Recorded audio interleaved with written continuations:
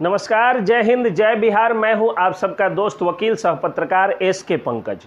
बाबा धीरेन्द्र शास्त्री का विरोध हो रहा है, बागेश्वर धाम वाले बाबा धीरेन्द्र शास्त्री का विरोध हो रहा है और मुझे समझ में नहीं आ रहा है कि ये विरोध किस बात का हो रहा है। और ये विरोध बिहार सरकार के लोग कर रहे हैं। हद तो तब हो गई जब बिहार सरकार के मुखिया यानी मुख्यमंत्री नीतीश कुमार भी बाबा धीरेन्द्र शास्त्री का विरोध करने लगे। जब पत्रकारों ने उनसे सवाल पूछा कि बाबा धीरेन्द्र शास्त्री आए हैं, बागेश्वर धाम वाले बाबा आए हैं, वो हिंदू राष्ट्र बनाने की बात कर रहे हैं, तो नीतीश कुमार ने कहा, मुख्यमंत्री हमारे नीतीश कुमार ने कहा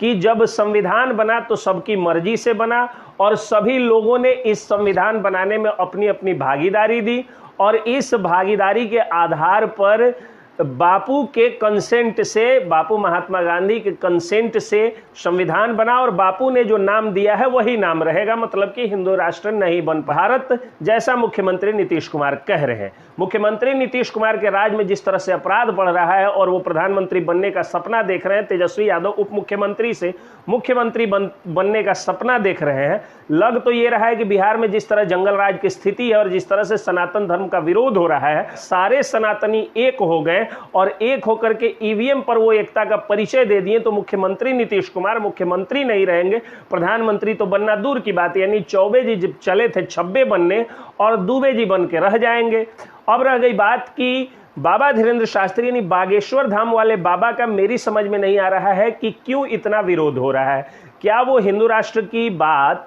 15 मिनट तक पुलिस हटा करके और हिंसा से बनाने की कर रहे हैं, या वो ये कह रहे हैं कि जबरदस्ती संविधान का पन्ना फाड़ देंगे, या वो ये कह रहे हैं कि जबरन जो है वो सारे मुसलमान भाइयों को कहीं भगा देंगे। ऐसा वो नहीं कह रहे हैं। वो हिंदू राष्ट्र या सनातन धर्म या हिंदू धर्म की अगर बात करते हैं तो साथ साथ मुसलमानों के प्रति भी उतना ही प्रेम वो दिखाते हैं। वो कहते हैं कि मुसलमान भाई भी हमारे बराबर के नागरिक हैं, उनकी भी बराबर की हिस्सेदारी है। ये देश जितना हिंदुओं का है उतना मुसलमानों का भी है। और वो ये भी कहते हैं कि मुसलमान भाई भी अगर उनके दरबार में आते हैं तो उनकी भी पर्ची निकालते हैं, उनको भी भभूति देते हैं, बिल्कुल उसी तरह से जिस तरह से हम हिंदू लोग ईद में जा कर के और इबादत करते हैं, मुबारकबाद देते हैं, उनकी सेवैया खाते हैं। और बकरीद में भी जो मांसाहार के शौकीन हैं इस खाने के लिए यानी मटन खाने का इंतज़ार करते हैं, और वो सिर्फ भूख या जीभ चटोरी या लालच जैसा कुछ नहीं है, वो एक प्रेम है जो दो धर्मों के बीच में होना चाहिए और होता भी है। बाबा धीरेन्द्र शास्त्री यानी बागेश्वर धाम वाले बाबा का विरोध करते हुए तेज प्रताप यादव ने तो बाबा टाबा झाबा भी कह दिया और इतना स्तर उन्होंने गिरा दिया विरोध का कि इस तरह से बिहार सरकार के एक मंत्री को शोभा भी नहीं देता है बोलना। उसके बाद मुख्यमंत्री नीतीश कुमार ने जो कहा सो आपने देख ही दिया। जो जिस पलाश होटल के सामने राजधानी पटना में बाबा धीरेन्द्र शास्त्री बागेश्वर धाम वाले बाबा रुके हुए हैं,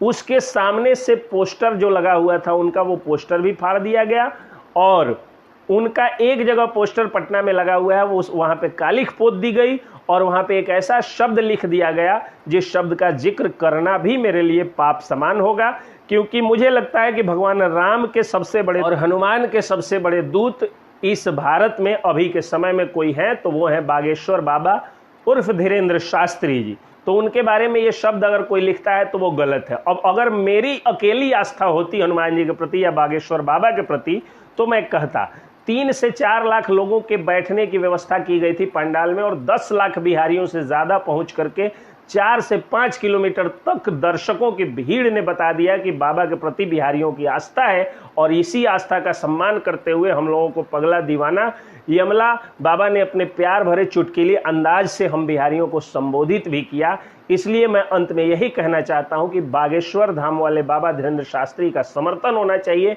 उनकी पूजा होनी चाहिए, उनको प्रणाम किया जाना चाहिए। जय बागेश्वर धाम, जय श्री राम, जय हिंद, जय बिहार।